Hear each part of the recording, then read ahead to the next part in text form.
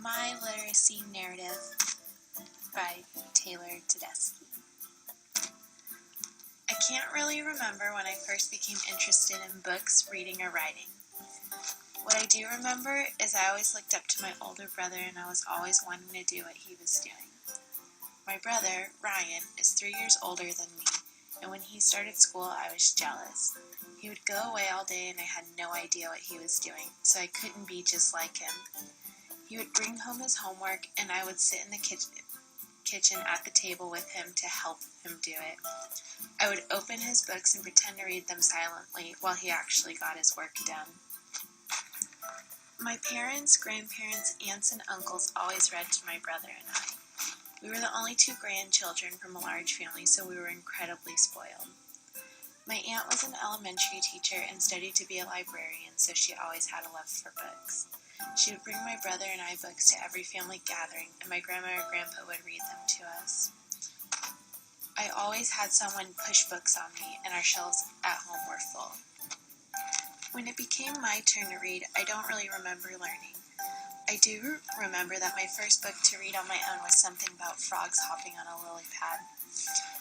According to some old notes my mom has from my elementary teachers, I started the early stages of reading in kindergarten.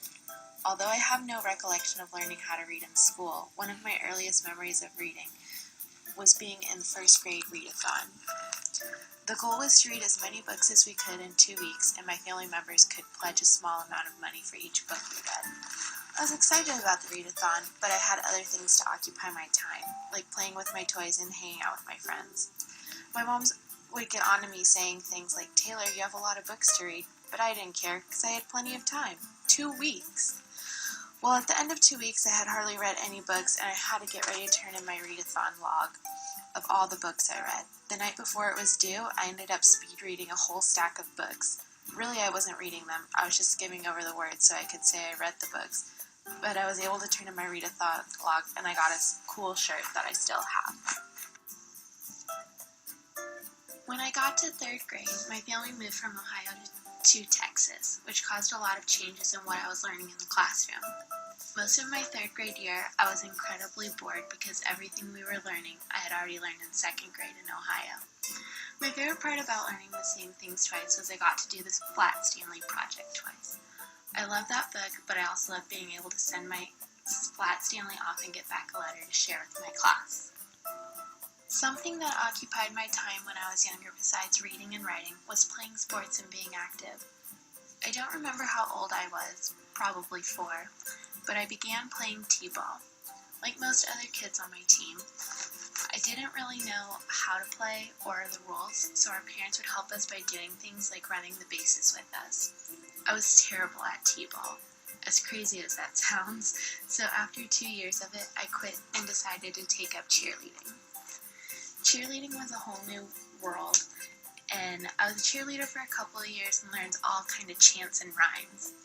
I think what I liked most about being a cheerleader was being able to watch football from the sidelines. When I would be at home watching football with my dad, I learned the rules and I became really interested in football and even just other sports to be watching with my dad. As I got older, books and reading time slipped away for concentrating on other subjects. In middle school, I actually became more interested with writing my own stories and poems rather than reading others I wrote.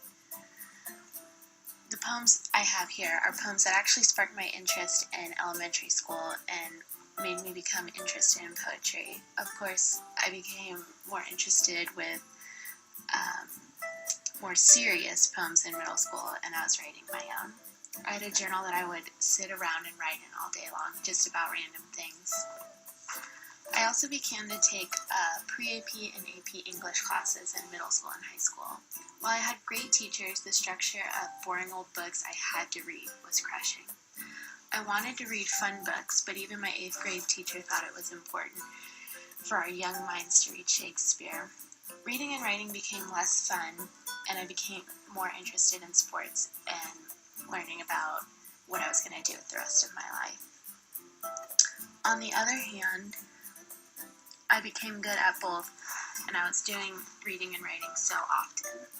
Despite being forced to read a lot of books I didn't like, there were some I really loved. For example, Catcher in the Rye and The Great Gatsby. In middle school, I learned how to play tennis. That was a whole new language I had to learn, and not like any other sport I knew of. I quickly picked up the terminology and also taught my friends how to play, so I'd have someone to hit the ball back and forth with. It took up some of my time, but it was something I really enjoyed.